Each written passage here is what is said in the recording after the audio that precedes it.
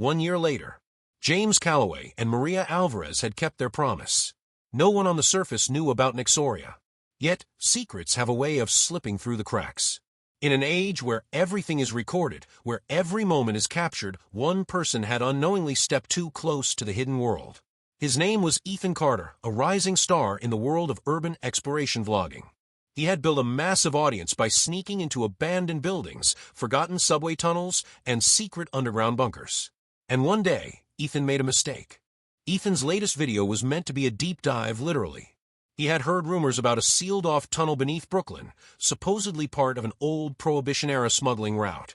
Using historical blueprints and some insider tips from subway workers, he found an entrance in an abandoned maintenance shaft. His camera recorded everything. At first, it was like any other tunnel, dark, damp, and covered in graffiti. But then, Ethan found the wall.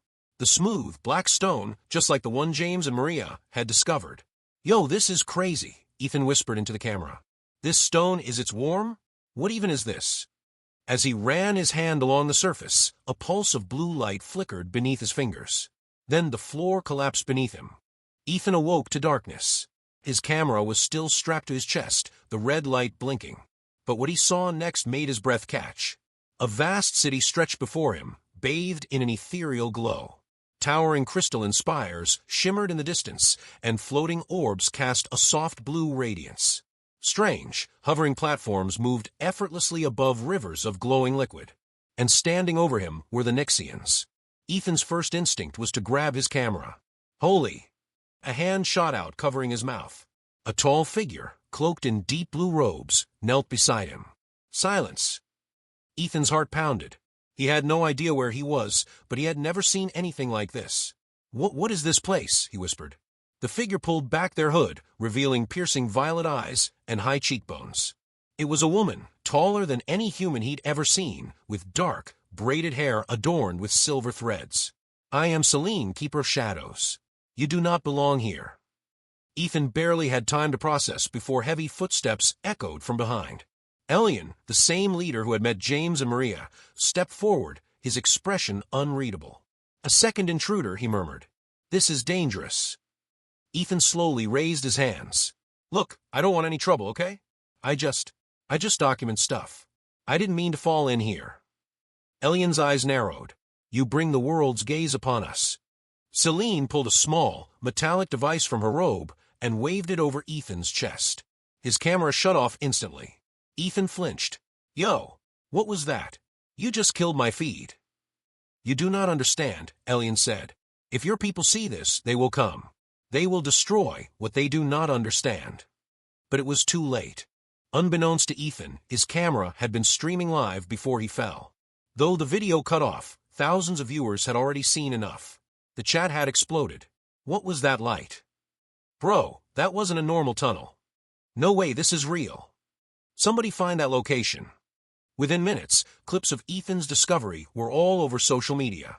And among those watching was a private military contractor specializing in underground reconnaissance. A hidden world beneath New York? With unknown energy sources? This was worth investigating. Deep within a corporate boardroom, a woman in a sharp black suit watched Ethan's last transmission.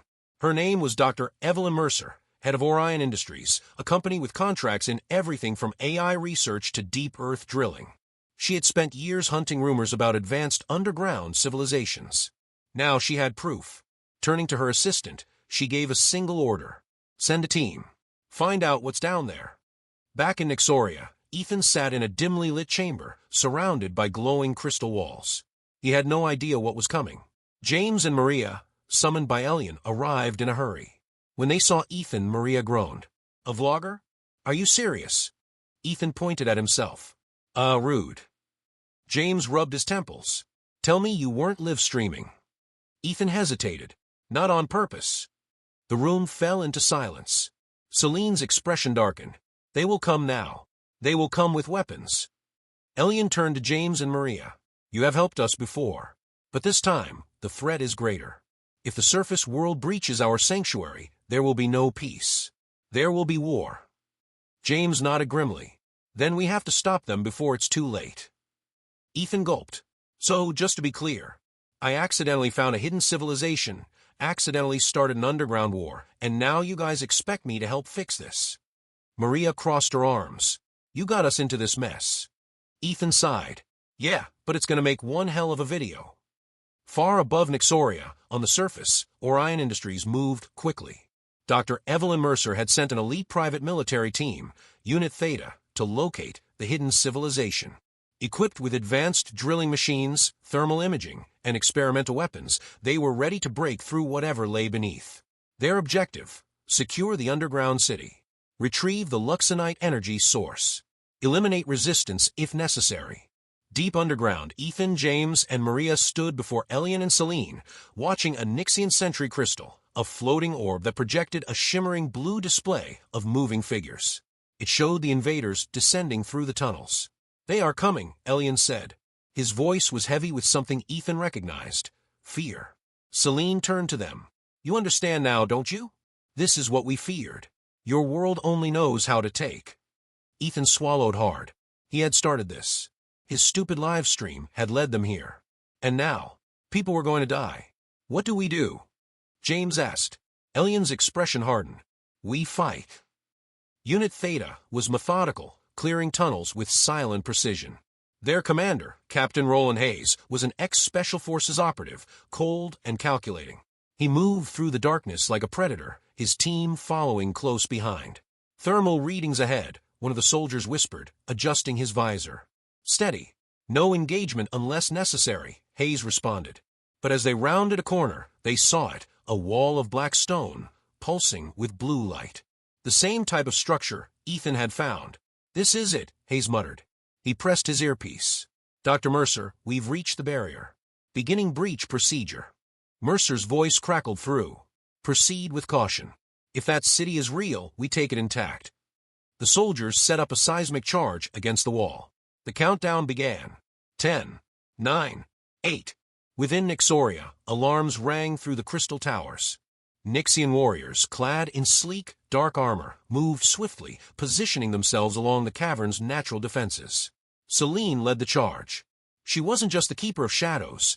She was a warrior, a guardian of the city's secrets. Prepare the sentinels, she ordered. A low hum filled the air as Nyxian war machines, tall, humanoid constructs made of luxonite and metal, activated. Their glowing eyes flared to life. Ethan, Maria, and James watched as the underground city readied for battle. Maria turned to Ethan. This is your fault. You need to help fix it. Ethan clenched his fists. He wasn't a fighter. He wasn't a hero. But for the first time, he felt responsible for more than just views and subscribers. He turned to Celine. Tell me what I can do. Celine studied him, then handed him a small, metallic device. Get close to their machines. This will disrupt their tech. Ethan nodded. He had no idea what he was doing, but he was about to find out. Boom! The seismic charge detonated. The black stone wall cracked, sending a shockwave through the city. Dust and debris rained down as the passage to Nyxoria was breached. Unit Theta moved in, weapons raised. What they saw stunned them. A vast, bioluminescent metropolis stretched before them, unlike anything on Earth. Floating platforms, towering crystal structures, rivers of glowing liquid, an impossible civilization. For a moment, they hesitated. Then Celine's voice rang out. Now! From the shadows, Nyxian warriors attacked. Silent, fast, lethal. Gunfire erupted. The battle for Nyxoria had begun. Ethan, gripping the disruption device, moved fast. He stayed low, weaving through the chaos. Nyxian warriors clashed with human soldiers. The sentinels, towering constructs of luxonite, marched forward, their arms glowing with raw energy. Ethan spotted a squad of soldiers setting up a signal beacon. If they got it online, Orion Industries would send reinforcements. Oh, hell no, Ethan muttered. He ran straight toward them. Hostile spotted, a soldier shouted. Ethan dove just as bullets whizzed past him. He slammed the disruption device against the beacon. The machine sputtered, sparked, then shut down. Ethan grinned. That actually worked. Then a rifle barrel pressed against the back of his head. Not so fast, Captain Hayes growled. Ethan froze. James and Maria saw Ethan in trouble. We have to get to him, Maria said. James looked at the battlefield. I have an idea. Together, they sprinted toward a luxonite energy conduit, a glowing pillar that powered parts of the city. James placed his hand against it. If I can redirect the power, He concentrated. The luxonite pulsed beneath his fingertips. Suddenly, the sentinels surged with new energy. Their movements became faster, more precise. They overwhelmed the soldiers, pushing them back. The tide was turning. Celine faced Captain Hayes. The Special Forces operative aimed his rifle at her. "You don't have to do this," Celine said. Hayes's finger tightened on the trigger. "I follow orders." Before he could shoot, Ethan lunged at him, tackling him to the ground. The two struggled, but Hayes was stronger. He pinned Ethan down, pressing a knife to his throat. "You don't belong here," Hayes hissed. Ethan gritted his teeth. "Neither do you." A sharp crack echoed. Hayes's body went limp. Celine stood over him, her energy blade humming. She had struck the final blow. Ethan gasped for air. "Holy crap." Celine helped him up. "You fought well, surface dweller." Ethan smirked. "Yeah, well, I had a good teacher." With their leader defeated, and their signal blocked, the remaining soldiers retreated. The invasion had failed. Elian stepped forward. "This was only the beginning. They will return." James nodded. "Then we have to make sure they can never find this place again." Together, the Nyxians sealed the breach, using luxonite to create an unbreakable barrier. The war was over. For now. As they prepared to leave, Celine turned to Ethan. "You could stay," she said. "Learn our ways." Ethan hesitated. His whole life had been about showing the world hidden places. But some secrets were worth keeping. "Maybe one day," he said. "But for now, I've got a story to tell." Celine smiled. "Then tell it well." As Ethan, James, and Maria climbed back to the surface, Ethan took one last look at the glowing city below. Then the passage sealed shut. No cameras. No evidence. Just a memory. But Ethan knew one thing for sure. The world wasn't ready for the truth. Not yet.